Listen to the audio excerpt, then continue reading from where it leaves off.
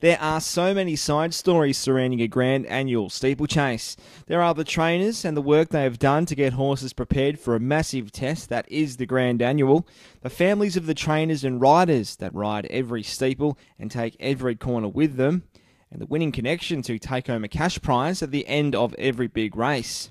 This story takes us to another angle of the 2017 Grand Annual Steeplechase. The 57th time Leo Dwyer has overseen the race as clerk of the course. Well, riding the horse as clerk of the course, this is my 57th.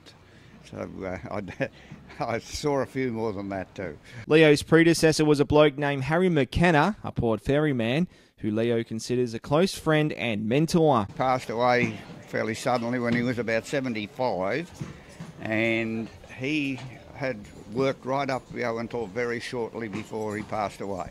So I think he had done 50 plus years. So I followed on from Harry as an apprentice, I suppose you'd call it, and graduated to be the senior fella here. Leo is 79 years old and will turn 80 later this year. His partner in crime is Fred, who Leo has been riding for 5+ years at the track. Probably about 7 or 8 years we've had him, and he came from someone, he'd been a stable pony, and for somebody or another, and Maureen saw him advertised, and here he is. And here he is. Leo is also the father of Orford trainer Anne McGrath, who trains Manatone, and today he will be on the course to watch the McGrath stables Pride and Joy jump out. Do you get nervous when you lead out a family member's horse? Oh, no, not now. One time I would have, I suppose, sort of thing. We had Maureen and I. Maureen, she has a trainer's licence, and we ran second in the Grand Annual many years ago.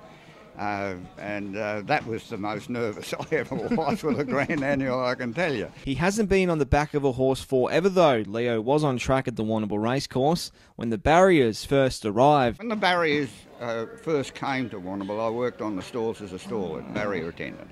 So prior to that, as a kid, the late Jocker Bailey and myself, we used to do what we do now, go up on the ponies on the roads and watch the crossings and that, so we did that for a few years. In his 57 years of watching and being part of a Grand Annual steeplechase, his most memorable and nerve-wracking moment was when he and his wife Maureen had a runner in the race and finished second. What's the most memorable Grand Annual in all your years? That one.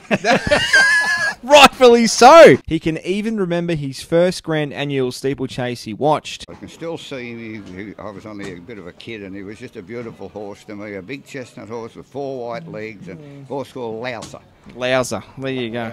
Louser, yep. And let's hope that we see a horse called Manatone get the chocolates today. I know your daughter and granddaughter are very confident. Oh, well, you've got to be confident to start, haven't you? But it's just a privilege to start it, to have a horse going well enough to start in it. Over the years, Leo has been part of our premier event.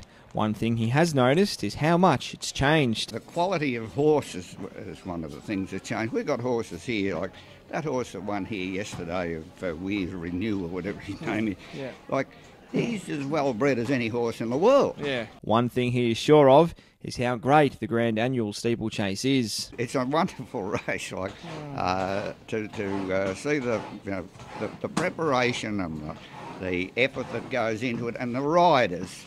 Some of the great riders, that I've seen. Liam Fitzgerald, 3YB Coast FM.